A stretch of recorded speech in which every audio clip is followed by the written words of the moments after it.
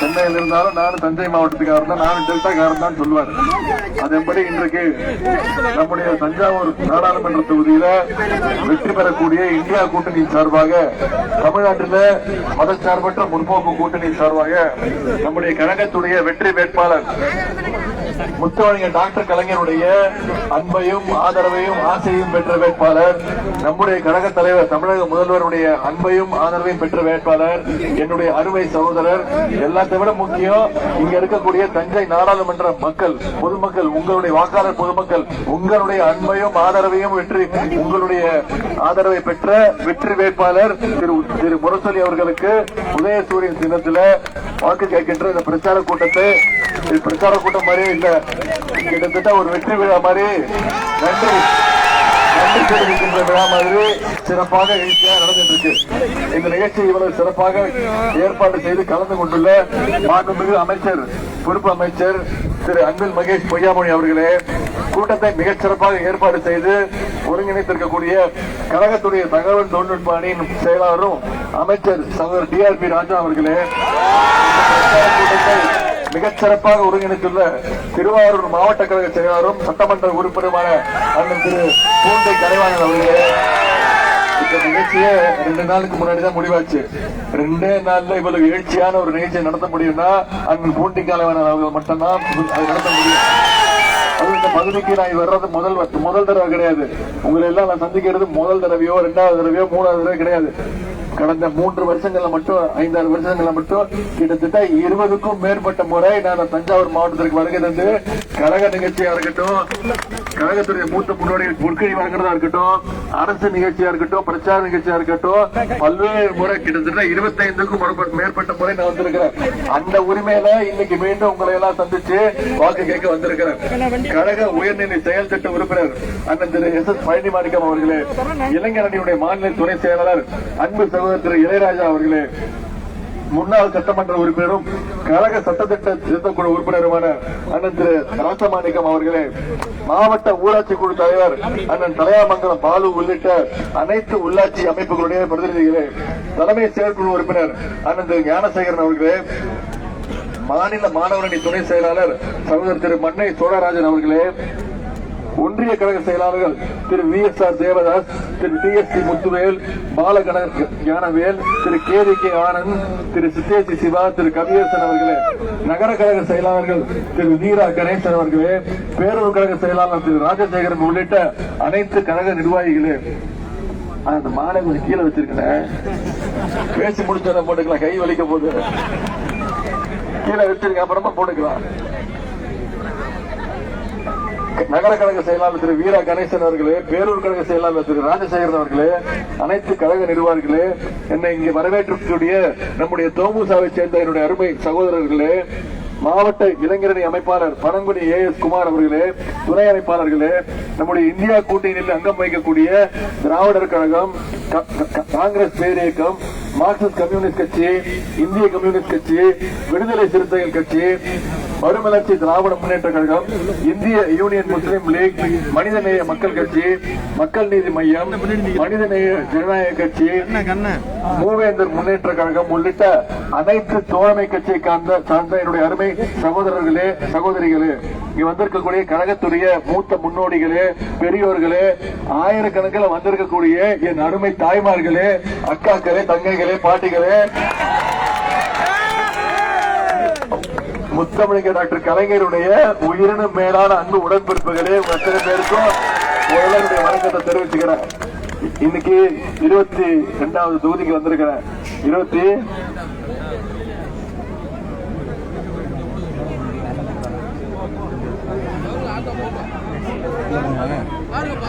23 தொகுதி. அதாவது கடந்த 12 நாள், இன்னைக்கு 12வது நாள் பிரச்சாரம். 22 தொகுதி முடிச்சுட்டு தஞ்சாவூர் 22 தொகுதி முடிச்சுட்டு இன்னைக்கு 23வது தொகுதியாக தஞ்சாவூர் பாராளுமன்ற தொகுதிக்கு உங்களை எல்லாம் சந்திச்சு வாக்கு கேட்க உதயசூரிய சின்னத்துல வாக்கு கேட்க வந்திருக்கிறேன். ஆனா இங்க வந்த பிறகுதான் தெரியுது, நிச்சயமா நீங்க எல்லாம் என்னை விட அதிக ஆர்வத்தோடு, அதிக எழுச்சியோடு, அதிக உற்சாகத்தோடு முடிவெடுத்துட்டீங்க. நம்மளுடைய வேட்பாளர் திரு முரசொலி அவர்களை பல லட்சம் வாக்கு வித்தியாசத்துல ஜெயிக்க போட வைக்கிறது நிச்சயம் உறுதி செய்யப்பட்டு உண்டு. தாய்மார்கள் முடிவெடுத்துட்டீங்களாமா? ஏன்னா நீங்க முடிவெடுத்துட்டீங்கன்னா யார் நினைச்சாலும் மாற்ற முடியாது. என்ன சின்னம்? சத்தமா சொல்லுங்க, என்ன சின்னம்? கையை தூக்கி காட்டுங்க, என்ன சின்னம்? உதயசூரிய சின்னத்தை ஏப்ரல் 19ஆம் தேதி வாக்கு சேவரிக்கு போனீங்கன்னா உங்களுக்கு ரொம்ப ரொம்ப சுலபமான வேலை. முதல் வாக்குப்பட்டி, 2வது பேர் நம்முடைய வெற்றி வேட்பாளர் அந்த முரசொலியுடைய பேர் இருக்கும். அதுக்கு பக்கத்துல நம்முடைய வெற்றி சின்னம் உதயசூரியன் இருக்கும். முரசொலியும் உதயசூரியனும் பிரிக்கவே முடியாது, பக்கத்துல தான் இருக்கும். அதுக்கு பக்கத்துல ஒரு பட்டன் இருக்கும். அந்த பட்டன்ல நீங்க போடுறீங்களே ஒரு ஓட்டு, அதுதான் நம்ம மோடிக்கு வைக்கிற வேட்டு வைக்கிறோமா? ஏன்னா மோடி நமக்கு நிறைய முறை வேட்டு வச்சிருக்காரு. அவருக்கு நாம திருப்பி வேட்டு வச்சாதான் திருந்துவாரு. அதே மாதிரி போன நாடாளுமன்ற தேர்தலில் 2019 நாடாளுமன்ற தேர்தலில் அண்ணன் பழனிமாணிக்கம் அவர்களுக்கு வாக்கு சேகரிக்க நான் வந்திருந்தேன். கிட்டத்தட்ட 3,69,000 வாக்கு வித்தியாசத்தில் அவர் வெற்றி பெற வச்சீங்க. அந்த வெற்றிக்கு நான் இந்த நேரம் நன்றி தெரிவிச்சுக்கிறேன். அந்த வெற்றிக்கு முழு காரணம் இங்க வந்திருக்கக்கூடிய கழக நிர்வாகிகள், கூட்டணி கட்சி தொண்டர்கள் நீங்க தான். அதற்கு இந்த நேரம் நன்றி தெரிவிச்சுக்கிறேன். ஆனா இந்த முறை அந்த வாக்கு வித்தியாசம் அதை விட அதிகமா இருக்கணும். ஏன்னா சென்ற முறை உங்களுக்கு தெரியும், நம்முடைய எதிராளிகள் எல்லாம் ஒரே அணியில திரண்டு வந்தாங்க. அப்பவே நம்ம அவங்கள ஓட அடிச்சு விரட்டணும். இந்த முறை எவ்வளவு? 5 லட்சமா? சொல்லிட்டு போயிடக்கூடாது. இருந்து வேலை செய்யணும், பிரச்சாரம் பண்ணணும். நான் உங்களுக்கு ஒரு சவால் விடுறேன். நான் உங்களுக்கு ஒரு வாக்குறுதி கொடுக்கிறேன். நீங்க சொன்ன மாதிரி நம்முடைய முரசொலி அவர்களை உதயசூரியன் சின்னத்துல வாக்களிச்சு குறைஞ்சது 5 லட்சம் வாக்கு வித்தியாசத்துல நீங்க ஜெயிக்க வச்சிட்டீங்கன்னா, அப்படி நீங்க ஜெயிக்க வச்சிட்டீங்கன்னா, வெற்றி பெற வச்சிட்டீங்கன்னா, நான் அடிக்கடி வருவேன். அடிக்கடி வர்றதா தஞ்சாவூர் மாவட்டம். நான் உங்களுக்கு உறுதிமொழி கொடுக்கிறேன். மாசத்துக்கு 2 முறை இந்த பாராளுமன்ற தொகுதிக்கு வந்து தஞ்சாவூருக்கு வந்து உங்களோட தங்கி உங்களுடைய பாராளுமன்ற உறுப்பினர் கூட வச்சுக்கிட்டு, உங்களுடைய மாவட்ட அமைச்சர், உங்களுடைய மாவட்ட செயலாளர் கூட வச்சுக்கிட்டு இந்த தஞ்சாவூர் நாடாளுமன்ற தொகுதிக்கு என்னென்ன தேவையோ, உங்களுக்கு என்னென்ன வசதிகள் தேவையோ அத்தனையும் முதலமைச்சர் கொண்டு போய் சேர்த்து அனைத்தையும் 100% செய்து கொடுக்கின்ற இந்த பணிகள்ல நான் முழு மனசோடு ஈடுபடுவேன். இப்ப நான் வாக்குறுதி கொடுத்துட்டேன். நான் சொன்ன சொல்ல காப்பாத்துவேன். நான் கலைஞர் பேர சொன்னதுதான். இப்போ நீங்க வாக்குறுதி கொடுக்கணும்.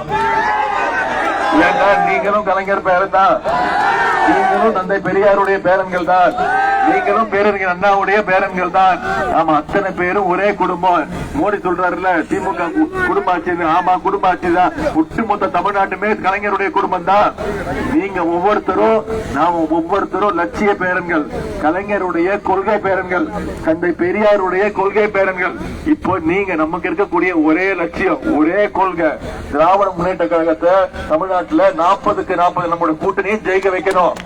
ஒன்றிய பாசிச பாஜக அரச, மோடி அரசை துரத்தி அடிக்கணும். இது மட்டும்தான் நம்மளுடைய ஒரே வேலை. செஞ்சு காட்டுவோமா? 5 லட்சம் நிச்சயம். 4ஆம் தேதி காலையில தொலைக்காட்சியை ஓபன் பண்ணி பாப்பேன், ஆன் பண்ணி பாப்பேன். 5 லட்சத்துக்கு கீழே குறைஞ்சது அப்புறம் எனக்கு கெட்டு போவோம்.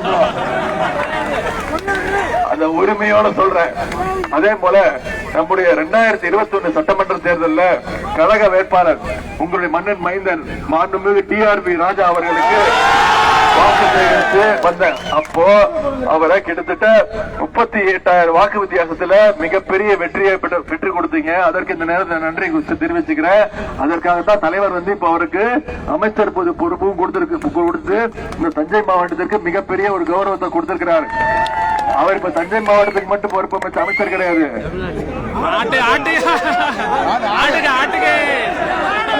பேர்லாம் சொல்லாதீங்க, நல்லா சொல்லுங்க, வார்த்தை கிடையாது. ஆட்டுக்குட்டி புலிக்கு கட்டுவோம். அதாவது கோயம்புத்தூர்ல நம்முடைய அமைச்சர் டிஆர்பி ராஜா அவர்கள் தான் தலைவர். அவர்கள் பொறுப்பு அமைச்சர் அமைச்சிருக்கிறாரு.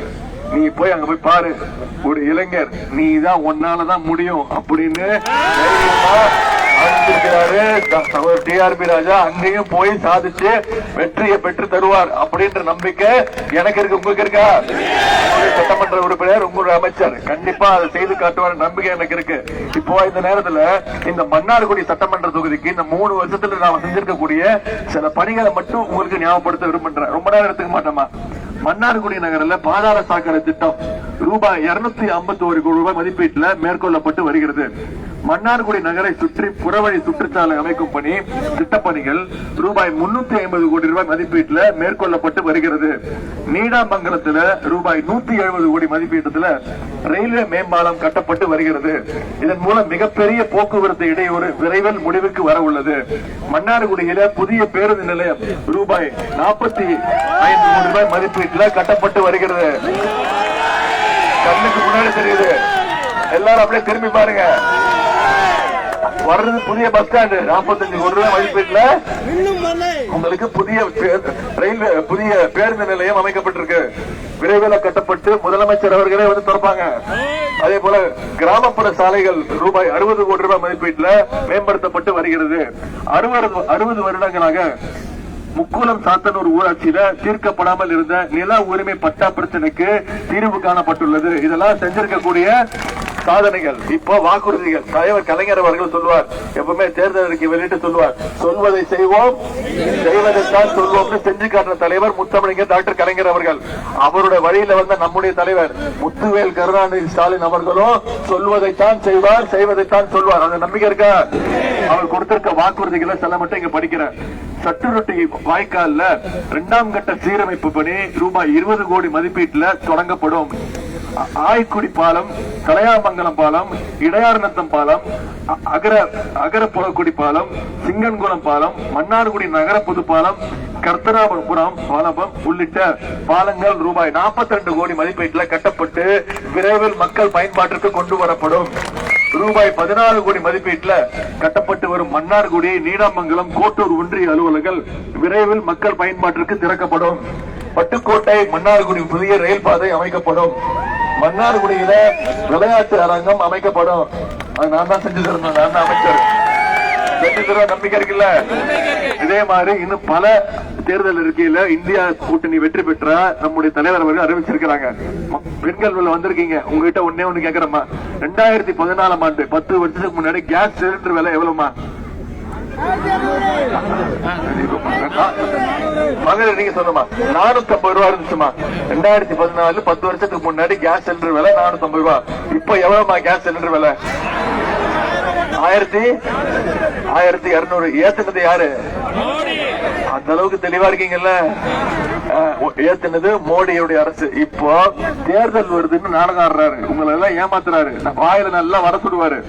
நம்ம சொல்லுவோம்ல, அதாவது பொய் சொல்றவன சொல்லுவோம், வாயில நல்லா வட சுடுறான்னு. திரு மோடி இருக்காருல்ல, வாயில வடை சுட்டு மத்தவனுக்கு கொடுக்க மாட்டாரு, அந்த வடையை அவரே சாப்பிடுவாரு.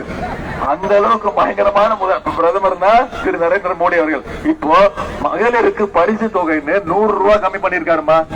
ஏத்துனது எவ்வளவு? 800 ரூபாய் ஏத்திட்டு இப்ப 100 ரூபாய் கம்மி பண்ணிருக்காரு. ஏமாந்துருவீங்களா? ஏமாறாதீங்க. நம்முடைய தலைவர் தேர்தல் அறிக்கையில சொல்லியிருக்காரு, நாம இந்தியா கூட்டணி ஆட்சி அமைச்சதுன்னா கேஸ் சிலிண்டர் விலை ஒரு கேஸ் சிலிண்டர் விலையும் 500 ரூபாய்க்கு நான் தரேன்னு தலைவர் வாக்குறுதி கொடுத்திருக்கிறார். கொடுப்பாரு. நம்பிக்கை இருக்கா? நிச்சயம் இருக்கா? அதே மாதிரி பெட்ரோல் விலை 1 லிட்டர் பெட்ரோல் 75 ரூபாய்க்கு தரேன்னு தலைவர் வாக்குறுதி கொடுத்திருக்கிறாரு. கொடுப்பார். நம்பிக்கை இருக்கா? அதே மாதிரி டீசல் விலை 1 லிட்டர் டீசல் 65 ரூபாய்க்கு தரேன்னு சொல்லி தலைவர் வாக்குறுதி கொடுத்திருக்கிறாரு. கொடுப்பார். நம்பிக்கை இருக்காமா? அதே மாதிரி நம்முடைய தேசிய நெடுஞ்சாலை நேஷனல் ஹைவேஸ்ல நீங்க பாத்திருப்பீங்க, ஒவ்வொரு 7 கிலோமீட்டர் 8 கிலோமீட்டருக்கு ஒரு டோல் பூத் இருக்கும். பணம் வசூலிப்பாங்க. இந்த ரோட்ல போகணும்னா 50 ரூபாய் கொடுங்க, 120 ரூபாய் கொடுங்க, 200 ரூபாய் கொடுங்க வசூலிப்பாங்க. இப்ப தலைவர் தேர்தல் அறிக்கையில சொல்லியிருக்காரு, இந்தியா கூட்டணி வெற்றி பெற்றுச்சுன்னா தமிழ்நாட்டில் இருக்கக்கூடிய அனைத்து டோல் பூத்துகளும் சுங்கச்சாவடிகளும் அகற்றப்படும். இனிமே தேசிய நெடுஞ்சாலையில நாம பயணம் பண்ணணும்னா ஒன்றிய அரசுக்கு 1 ரூபாய் கூட கட்ட தேவையில்லைன்னு தலைவர் வாக்குறுதி கொடுத்திருக்கிறார். இதெல்லாம் செய்வாருன்னு நம்பிக்கை இருக்கா? ஏன் இந்த நம்பிக்கை உங்களுக்கு வந்துச்சுன்னா நான் சொல்றேன், நம்முடைய தலைவர் அவர்கள் 2021 உங்களால் தேர்ந்தெடுக்கப்பட்ட முதலமைச்சர், மக்களுடைய ஆதரவை பெற்று மக்களுடைய அன்பை பெற்று மக்களால் தேர்ந்தெடுக்கப்பட்ட முதலமைச்சர். அவர் ஒண்ணும் யார் காலையும் விழுந்து டேபிள் சேர் கடையில பூத்து போய் முதலமைச்சர் ஆகல. நான் யார சொல்றது தெரியுதா?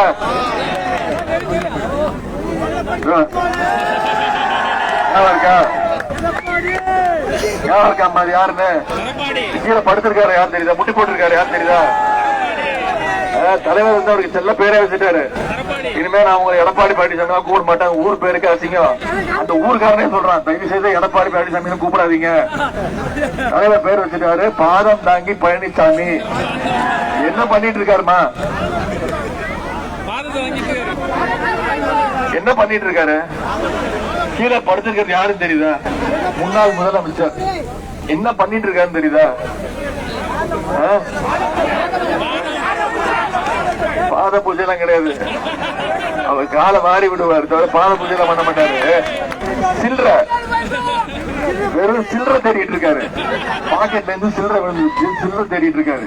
இப்ப இதை விட ஒரு கேவலமான ஒரு எதிர்கட்சி தலைவர், முன்னாள் முதலமைச்சர் தமிழ்நாட்டு வரலாற்றில் இல்லமா, இந்திய வரலாற்றில் இல்ல, உலக வரலாற்றிலே யாரும் பார்த்தது கிடையாது. இப்படிப்பட்ட ஒரு கேவலமான ஒரு முதலமைச்சர். இப்படிதான் அவர் முதலமைச்சர் ஆனாரு. இதுக்கு சொன்னா இப்போ பெருமையா வர சொல்றாரு. அத பத்திரிகையாளர் போய் கேக்குறாங்க, என்னங்க உதயநிதி வந்து நீங்க வந்து தவிர்த்து போன போட்டோ கேட்டுறாரு, போய் இப்படி பண்ணிருக்கீங்க அப்படின்னு கேட்டா அதுக்கு என்ன தேவை பதில் சொல்றாருமா? என்ன சொல்றாரு?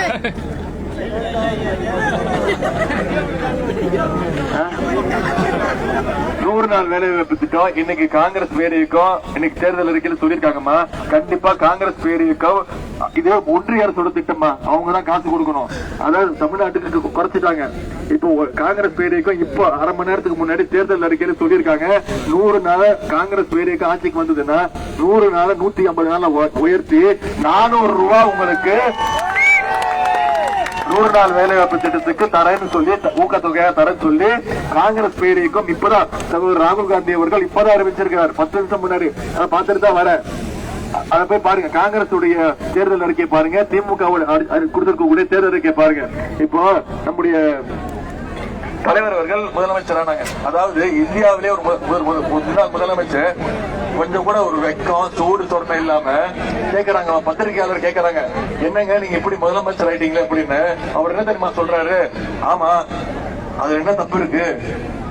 நடுவுல 3 சேர் இருந்துச்சு, ஒரு டேபிள் இருந்துச்சு, நான் எப்படி அவங்க காலில் போய் விழுறது, அதனாலதான் நான் தவிர்த்து போனேன் அப்படின்னு கொஞ்சம் கூட வெக்கம் இல்லாம சூடு சொரணம் இல்லாத ஒரு கேடு கெட்ட வெக்கம் கெட்ட முன்னாள் முதலமைச்சர் தான் திரு பாதம் தாங்கி பழனிசாமி. அவர் தமிழ்நாட்டு அவர் செய்யாத துரோகம் கிடையாதுமா.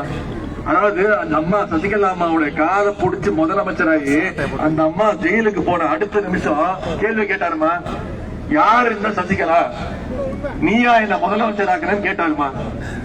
அவரு சசிகலாவுக்கும் நம்பிக்கை துரோகி, ஒட்டுமொத்த தமிழ்நாட்டு மக்களுக்கும் நம்பிக்கை துரோகி. ஏன்னா இந்த 10 வருஷத்துல பாஜகவோட சேர்ந்துகிட்டு தமிழ்நாட்டுடைய அனைத்து மாநில உரிமைகளையும் ஒன்றிய அரசு கிட்ட அடகு வச்சவர் தான் திரு பாதம் தாங்கி பழனிசாமி. நாம தலைவர் அவர்கள் முதலமைச்சர் ஆனாங்க, உங்களுக்கு தெரியும். ஆன உடனே பல வாக்குறுதிகளை கொடுத்தாங்க. கொடுத்த முதல் திட்டம் தேர்தல் பயங்கரமான கடும் நிதி நெருக்கடி, அதிமுக கடன் வாங்கி வச்சுட்டு போயிட்டான். ஆனா நம்முடைய தலைவர் என்ன பண்ணாரு? ஆட்சிக்கு வந்தோடனே 5 கையெழுத்து போட்டார். அதுல முதல் கையெழுத்து உங்களுக்கு தெரியும், உங்களுக்கான கையெழுத்து என்ன கையெழுத்து? மகளிருக்கான கட்டணமில்லா பேருந்து திட்டத்தை கொடுத்தாரா இல்லையா? உபயோகப்படுத்துறீங்களா இல்லையா? தினமும் எங்க பார்த்தாலும் பிங்க் பஸ் தான் ஓடுது. இப்ப தலைவர் பேரை சொல்லிதான் கூப்பிடுறாங்க, அது பிங்க் பஸ் கூப்பிடுறது இல்ல. என்னன்னு சொல்றாங்க? தலைவர் பேரை சொல்லி எல்லாமே ஸ்டாலின் பஸ் கூப்பிடுறாங்க. அதுல 460 கோடி பயணங்களை நீங்க மேற்கொண்டிருக்கீங்க இந்த 3 வருஷத்துல. தஞ்சாவூர் மாவட்டத்தில், இந்த திருவாரூர் மாவட்டத்தில் மட்டும் இந்த ஸ்டாலின் பஸ் திட்டத்தின் மூலமாக கிட்டத்தட்ட 3,07,000 பயணங்கள் மேற்கொள்ளப்பட்டிருக்குமா? இதுதான் வரேன், அடுத்து வரேன், ஒன்னொன்னா வரேன். எடுத்தோடனே உனக்கு 1000 ரூபாய் வேணும், எடுத்தோடனே கவுண்டிங் போனோம், ஓட்டெல்லாம் போட மாட்டீங்க. வர ஒன்னொன்னுக்கு விளக்க வச்சிருக்கமா, ஒன்னொன்னுக்கு விளக்க வச்சிருக்கேன், புள்ளி விவரம் வச்சிருக்கேன், சொல்றேன். விடியல் பயணம் இது இப்ப நம்ம தமிழ்நாட்டு மக்கள் பிங்க் பஸ் கூப்பிடுறது இல்ல, தலைவர் பேரை சொல்லி ஸ்டாலின் பஸ் தான் கூப்பிடுறாங்க. அதே மாதிரி இன்னொரு திட்டம், இப்போ இந்த திட்டத்தை கர்நாடகா மாநிலத்திலும் தெலுங்கானா மாநிலத்திலையும் இதை விரிவுபடுத்தி இருக்கிறாங்க. எந்த திட்டத்தை? நம்முடைய மகளிருக்கு கட்டணம் இல்லா பேருந்து திட்டத்தை. அதே மாதிரி இன்னொரு திட்டம் தலைவர் கொண்டு வந்த திட்டம் தான் புதுமை பெண் திட்டம். பெண்கள் கல்லூரிக்கு போய் படிக்கணும், பெண்கள் படிச்சு தன்னுடைய சொந்த கால நிக்கணும், சம்பாதிக்கணும்னு பெண்கள் அரசு பள்ளியில படிச்சு கல்லூரிக்கு போனா அவங்களுக்கு ஊக்கத்தொகையாக, கல்வி ஊக்கத்தொகையாக மாதம் 1000 ரூபாய் அவங்களுடைய வைப்பு தொகையில பேங்க் அக்கௌண்ட்ல வைக்கப்படுது. இப்படி இந்த திருவாரூர் மாவட்டத்தில் மட்டும் 4250 மாணவிகளுக்கு மாதம் தோறும் 1000 ரூபாய் கல்வி உரிமை தொகை வழங்கப்படுகின்றது, கல்வி ஊக்கத்தொகை.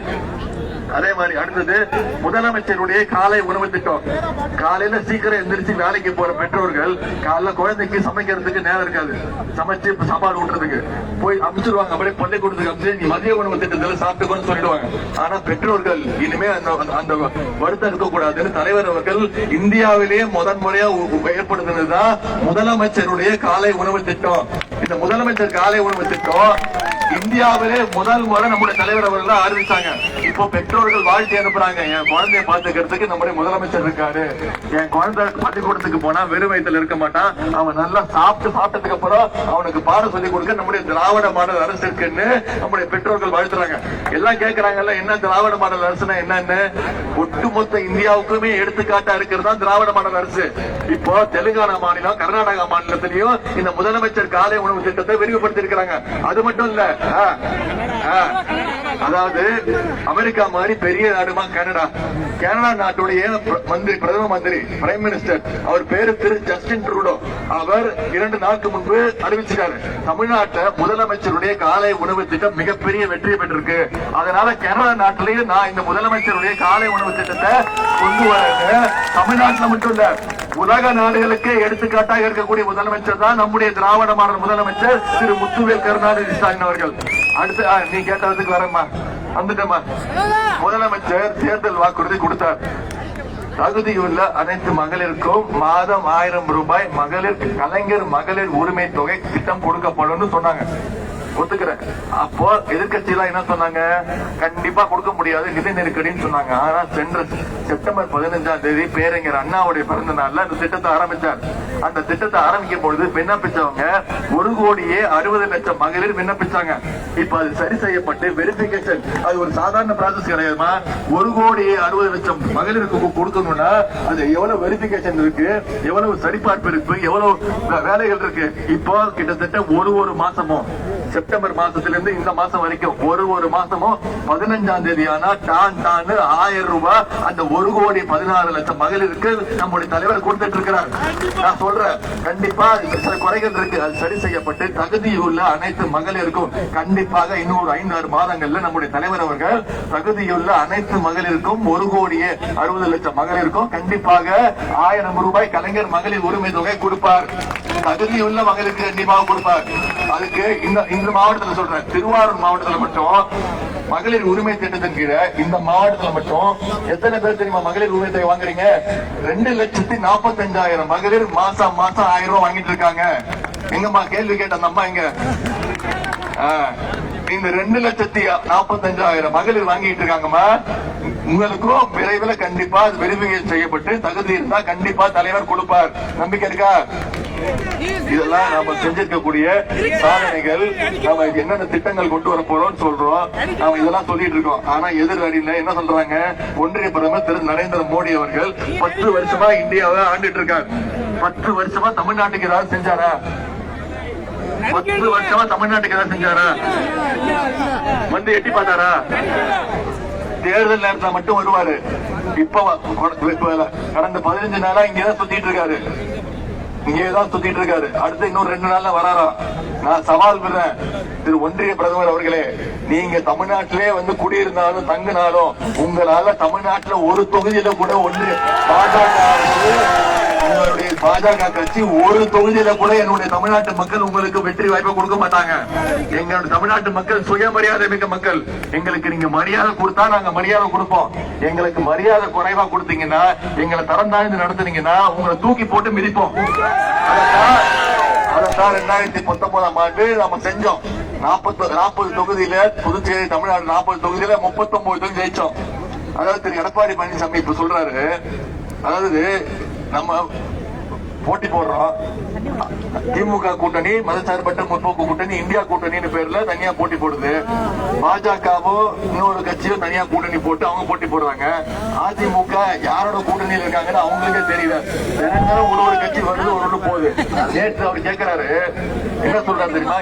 இன்னும் நம்மளை பார்த்து கேட்கிறாரு, திமுக கூட்டணி தலைவரை பார்த்து கேட்கிறாரு, இன்னும் குழந்தையே பிறக்கல, அதுக்குள்ள ஏன் பேர் வைக்கணும், யார் உங்களுடைய பிரதமர் வேட்பாளர் அப்படின்னு கேட்கிறாரு. நான் திருப்பி கேட்டா உங்களால பதில் சொல்ல முடியுமா? சொல்லுவாரு, மோடின்னு சொல்லுவாரு. வேற யார் பேரை சொல்லுவாரு? வேற யார் பேரை சொல்றதுக்கு ஒரு தைரியம் இருக்கா? எங்களுக்காவது குழந்தைதான் பிறக்கல, உங்களுக்கு இன்னும் கல்யாணமே ஆகல. நீங்க பிஜேபியோட வச்சிருக்கிறது கள்ளக்காதல். 2019ஆம் ஆண்டு வந்தாருமா, நான் மோடிக்கு ஒரு செல்ல பேர் வச்சிருக்கேம்மா. தப்பான பேர் தான், கெட்ட பேர் தான், கெட்ட அர்த்தம் கிடையாது. சரிம்மா, சரி, தண்ணி கொடுங்க. அவருக்கு ஒரு செல்ல பேர் வச்சிருக்கேன். நான் விரும்பி வேண்டி கேட்டுக் கொள்கிறேன், நீங்க இனிமே எல்லாருமே இனிமே அவரை அந்த பேரை சொல்லிதான் கூப்பிடணும், சரியா?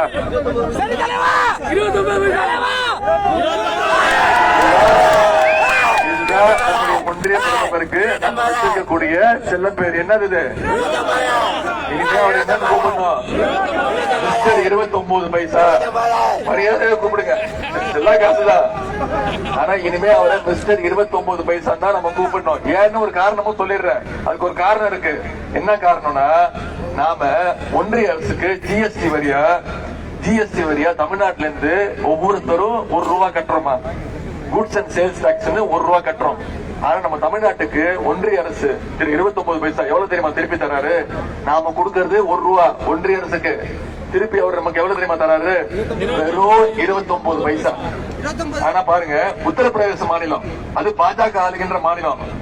அங்க முதலமைச்சர் பேர் திரு யோகி ஆதித்யநாத், சரியா? அவங்களும் ஜிஎஸ்டி வரி கட்டுறாங்கம்மா. அவங்களும் ₹1 கட்டுறாங்கன்னா அவங்களுக்கு திருப்பி எவ்வளவு தெரியுமா தராங்க? ஒன்றிய அரசு 29 பைசா எவ்வளவு தெரியுமா தராரு? ₹3. நமக்கு எவ்வளவு தராங்க? அதே மாதிரி பீகார் மாநிலமா, அதுவும் பாஜக ஆளுகின்ற 29 பைசா, அந்த கட்சி ஆளுகின்ற மாநிலம். அந்த மாநிலத்தோட முதலமைச்சர் பேரு திரு நிதிஷ்குமார். அவங்களும் அந்த மாநில மக்களும் ஜிஎஸ்டி வரி கட்டுறாங்க. ₹1 கட்டினா அவங்களுக்கு எவ்வளவு தெரியுமா திருப்பி தராங்க? ₹7. நமக்கு எவ்வளவுமா? பீகாருக்கு ₹7, ₹1 கொடுத்தா, உத்தரப்பிரதேசத்துக்கு ₹3, ₹1 கொடுத்தா, ஆனா தமிழ்நாட்டு மக்கள் மட்டும் இழிச்சு வாய். யாரோட பணத்தை தூக்கி கொடுக்கிறாரு? தமிழ்நாட்டு மக்கள் கட்டி இருக்கக்கூடிய நம்ம வரி பணத்தை தூக்கி அவர் ஆளுகின்ற பாஜக ஆளுகின்ற மாநிலங்களுக்கு கொடுக்கிறாரு. அது மட்டும் இல்ல, மொழி உரிமை, வரி உரிமை, கல்வி உரிமை, அனைத்து உரிமைகளையும் பறிச்சாச்சுமா. இதையெல்லாம் மீட்டெடுக்கணும்னா நீங்க வர்ற ஏப்ரல் 19ஆம் தேதி வாக்குச்சாவடிக்கு போய் நம்முடைய வெற்றி வேட்பாளர் திரு முரசொலி அவர்களுக்கு உதயசூரியன் சின்னத்துல 5 லட்சம் வாக்கு வித்தியாசத்துல நீங்க ஜெயிக்க வைக்கணும். செய்வீங்களா? அதாவது முத்தமிழ் கலைஞருக்கும் முரசொலிக்கும் இருக்கிற தொடர்பு உங்களுக்கு தெரியும். கலைஞர் எப்பவுமே சொல்லுவார், என்னுடைய பிள்ளைகள்லயே எனக்கு செல்ல பிள்ளை, மூத்த பிள்ளை யாருன்னா முரசொலின்னு சொல்லுவார். அந்த பெயர் கொண்ட வேட்பாளருக்கு நான் வாக்கு கேட்கறதுல பெருமை அடைகின்றேன். அதே மாதிரி கலைஞர் அவர்கள் தினமும் காலையில 4 மணிக்கெல்லாம் எந்திரிச்சு வாக்கிங் எல்லாம் போயிட்டு எல்லா பேப்பரையும் படிச்சுட்டு அதுக்கப்புறம் தான் உடன்பிறப்புகளுக்கு கடிதம் எழுதிட்டு அதுக்கப்புறம் தான் மத்தவங்க எல்லாம் சந்திப்பார்.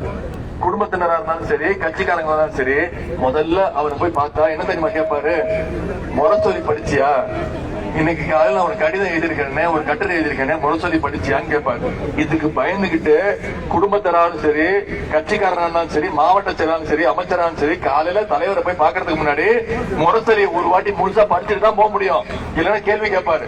அப்படிப்பட்ட கலைஞருடைய செல்ல பிள்ளை, மூத்த பிள்ளை தான் முரசொலி. அந்த பேர் கொண்ட வேட்பாளர் முரசொலிக்கு வாக்கு கேட்டு நான் இங்க வந்திருக்கிறேன். அது மட்டும் இல்ல, அதே மாதிரி 1942ஆம் ஆண்டு தொடங்கப்பட்ட முரசொலிக்கு அப்ப கலைஞர் உயிரோடு இருந்தார்மா. 2006ஆம் ஆண்டு என்ன முரசொலிக்கு நிர்வாக மேலாண்மை இயக்குனர் மேனேஜிங் டைரக்டர் என்ற பொறுப்பை கலைஞர் அவர்களே என்னை கூப்பிட்டு என்ன அந்த பொறுப்பை ஏத்துக்க சொன்னார். அத கிட்டத்தட்ட 11 வருஷம் முரசொலியை நான் தான் பாத்துக்கிட்டேன். அந்த உரிமையில இந்த முரசொலி பேர் கொண்ட வேட்பாளருக்கு வாக்கு கேட்டு நான் வந்திருக்கிறேன். அதே போல முரசொலியுடைய 75வது ஆண்டு பவள விழா ஆண்டு அதை நம்ம இந்தியாவில் இருக்கக்கூடிய அனைத்து முக்கிய மூத்த பத்திரிகையாளர் ஆசிரியர்கள் எல்லாம் வர வச்சு சென்னையில ஒரு மிக பிரம்மாண்டமான நிகழ்ச்சி. அப்ப நம்ம எதிர்கட்சி கலைஞர் உயிரோடு இருந்தாரு. கலைஞர் தொலைக்காட்சியில நேரிலே பாத்துட்டு இருந்தாரு. அப்போ நிகழ்ச்சி நடத்தணும். அனைத்து பத்திரிகையாளரும் வந்தாங்க, இந்தியாவில் இருக்கக்கூடிய அனைத்து பத்திரிகையாளர்கள். அப்போ அந்த நிகழ்ச்சியை தலைமையேற்று நடத்தியவர் இப்ப நம்முடைய தமிழக முதலமைச்சர் அவர்கள். அந்த நிகழ்ச்சியை முன்னிலையில நடத்தி காட்டியது இந்த உதயநிதி. அந்த உரிமையோடு உங்ககிட்ட நான் திரு முரசொலி அவர்களுக்கு வாக்கு கேட்டு வந்திருக்கிறேன். இப்ப அந்த முரசொலியை தான் நம்முடைய தலைவர் அவர்கள் உங்களிடத்துல ஒப்படைச்சிருக்காரு. நான் சொல்றேன், சென்ற நாடாளுமன்ற தேர்தலில் 40 தொகுதி புதுச்சேரி தமிழ்நாடு 40 தொகுதியில 39 தொகுதி ஜெயிச்சோம். தமிழ்நாட்டு மக்கள் நமக்கு மிகப்பெரிய அங்கீகாரத்தை கொடுத்தாங்க. என்ன அங்கீகாரம்? இந்தியாவிலே 3வது பெரிய கட்சி திமுக என்ற அங்கீகாரத்தை கொடுத்தது தமிழ்நாட்டு மக்கள் நீங்க தான். இப்ப இந்த முறை ஜூன் 3ஆம் தேதி நம்முடைய டாக்டர் கலைஞருடைய 101வது பிறந்த நாள். ஜூன் 4ஆம் தேதி வாக்கு எண்ணிக்கை. நம்ம டாக்டர் கலைஞருக்கு இதை விட சிறந்த பிறந்த நாள் பரிசை கொடுக்க முடியுமா? 40க்கு 40 தொகுதி ஜெயிச்சு கலைஞருடைய பாத மலர்களை அந்த வெற்றியை வைக்க முடியுமா? முடியாதா? வைக்க போறோமா வேணாமா? கண்டிப்பா வச்சாகணும். என்னோட ஆசை, என்னோட ஒரே ஆசை தான் 40க்கு 40 ஜெயிக்க போது உறுதி. ஆனா என்னோட ஒரே ஆசை, என்னோட ஒரே வேண்டுகோள் உங்ககிட்ட நான் கெஞ்சி கேட்டுக்கொள்வது ஒன்னே ஒண்ணுதான். தமிழ்நாட்டிலே அதிகமான வாக்கு வித்தியாசத்துல இந்த முரசொலி அவர்கள் இங்கு ஜெயிக்கணும். தமிழ்நாட்டிலே அதிகமான வாக்கு வித்தியாசத்தில் நீங்க அவர் ஜெயிக்க வைக்கணும். செய்வீங்களா? நான் இன்னைக்கு பிரச்சாரத்தை முடிச்சுட்டு அடுத்து நாகப்பட்டினம், மயிலாடுதுறைன்னு அடுத்தடுத்த தொகுதிக்கு போயிடுறேன். ஆனா அடுத்து இருக்க போறது வெறும் 12 நாட்கள் தான். 19ஆம் தேதி தேர்தல், 17ஆம் தேதி 5 மணியோட முடிஞ்சது, பிரச்சாரம் முடிஞ்சது. நான் அடுத்த தொகுதிக்கு போயிடுவேன். ஆனா நீங்க இங்க இருக்க போறீங்க. அடுத்த 12 நாட்கள் மிக மிக முக்கியமான நாட்கள். நீங்க அத்தனை பேரும் பொறுப்பெடுத்துக்கணும். ஒரு வாக்காளரா சந்திக்கணும், ஒரு குடும்பமா சந்திக்கணும், ஒரு வீடா போய் ஏறி இறங்கணும். நீங்க பொறுப்பெடுத்துக்கணும். இந்த வீட்டுக்கு நான் பொறுப்பு, இந்த தெருவுக்கு நாங்க பொறுப்பு. நாங்க போய் பிரச்சாரம் பண்ணி ஏன் திரு முரசொலி அவர்களுக்கு உதயசூரியன் சின்னத்துல வாக்களிக்கணும், ஏன் ஒன்றிய பாஜக அரசு மோடி அரசை விரட்டி அடிக்கணும் பிரச்சாரத்தை அடுத்த 12 நாட்கள் நீங்க செஞ்சீங்கன்னா நிச்சயம் திரு முரசொலி அவர்கள் லட்சக்கணக்கான வாக்கு வித்தியாசத்தில் ஜெயிக்க போறது உறுதி. செய்வீங்களா? சென்ற 2021ஆம் ஆண்டு அடிமைகளை விரட்டி அடிச்சோம். அடிமைகளை விரட்டி அடிச்சு தமிழ்நாட்டுக்கே நம்முடைய கழக தலைவர் அவர்கள் ஒரு வெடியல் ஆட்சியை கொடுத்தாங்க. இப்ப நமக்கு இன்னொரு வாய்ப்பு கிடைச்சிருக்கு. அடிமைகளுடைய ஓனர்ஸ், ஏஜென்ட் அவர்களையும் விரட்டி அடிச்சு ஒட்டுமொத்த இந்தியாவுக்குமே ஒரு வெடியல் ஆட்சியை கொடுத்து நீங்க தமிழ்நாட்டு மக்கள் நீங்க யார முடிவெடுக்கிறீங்களோ, நம்முடைய தலைவர் யார கை காட்டுறாரோ அவர் தான் அடுத்த பிரதமர் அப்படின்ற வழியை ஏற்படுத்தணும்னா நாம 40க்கு 40 ஜெயிச்சு இந்தியாவுக்கே ஒரு வழிகாட்டியா நாம இருக்கணும். செய்வீங்களா? உங்களை எல்லாம் அன்போடு கேட்கிறேன், பண்போடு கேட்கிறேன், பாசத்தோடு கேட்கிறேன், உரிமையோடு கேட்கிறேன், உங்கள் வீட்டு பிள்ளையாக கேட்கிறேன். இன்னும் பெருமையா சொல்லணும்னா தலைவருடைய மகனாக இருந்து கேட்கிறேன். இன்னும் பெருமையா பூரிப்பா கேட்கணும்னா முத்துமணி டாக்டர் கலைஞருடைய பேரனாக இருந்து கேட்கிறேன். ஆதரிப்பு உதயசூரியன், உதயசூரியன், உதயசூரியன். நன்றி.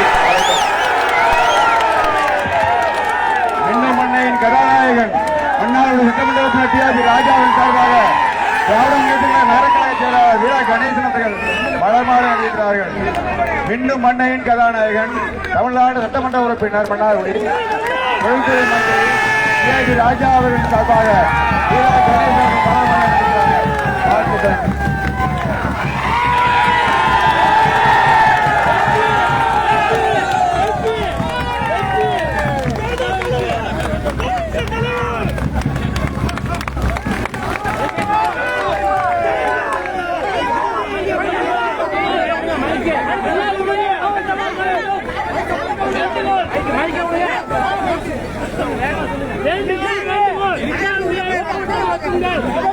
நீங்கெல்லாம் சொன்னதை நம்பி நானும் ஒரு அமைச்சர் சட்டமன்ற உறுப்பினர் சேர்ந்து வெற்றி மாலையெல்லாம் போட்டுட்டோம். வாக்குகளை மாற்றுவதற்கு உங்க கடமை. செய்வீங்களா? நன்றி, நன்றி, நன்றி.